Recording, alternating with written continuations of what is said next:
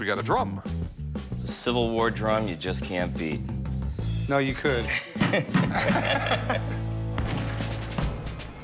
I'm here today to sell my Civil War drum my father gave me 30 years ago. My father being an antique dealer, we have so many antiques, this won't even make a dent. I want the drum to go to somebody that can really appreciate it.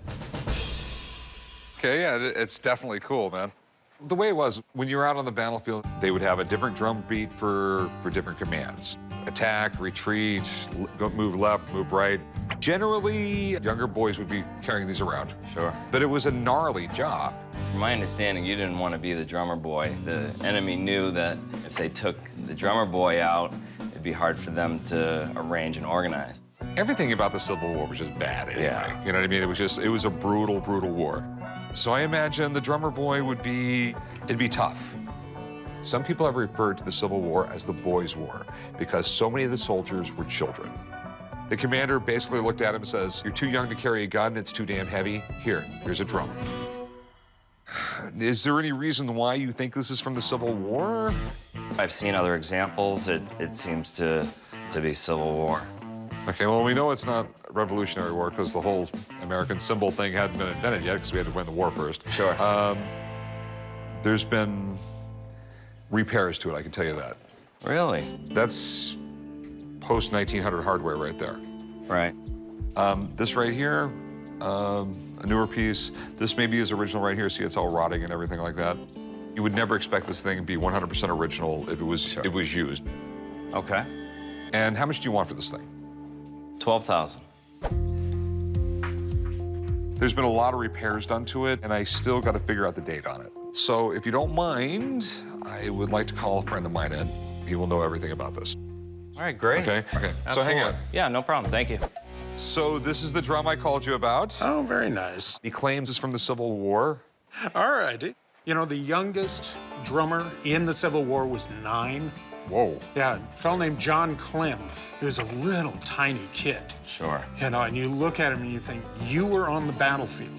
The bombs going off and the bullets flying, beating on the drum to make sure that the regiments were going where the general wanted them to go. It's a huge role to play in it. Sure. But if you were a drummer, this was part of what defined you on the battlefield, so people would hold on to these. They're a very nice display item, and they are in private and public collections. What do you think? Is it of Civil War era?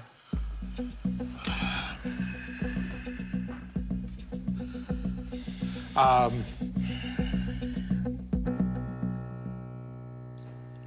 don't think so. Okay. I think this is a later piece. My guess is 1870s, 1880s.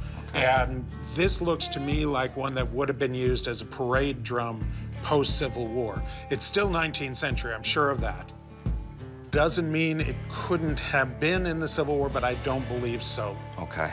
But there is a market for them. There are people that collect 19th century drums. Thanks, man. Thank you very much. Thank you. Thank you. See, I told you he was smart. Very smart. Nice guy. All right, so how much do you want for it now?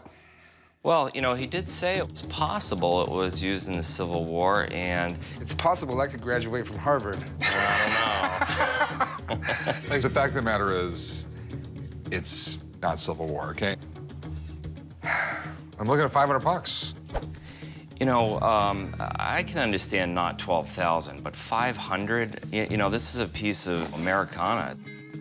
When you sell something, you sell a story.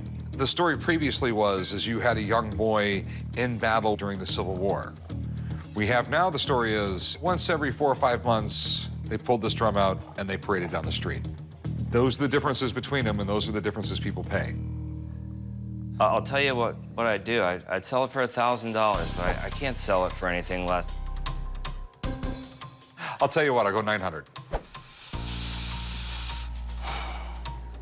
Meet me in the middle, 950, and it's done.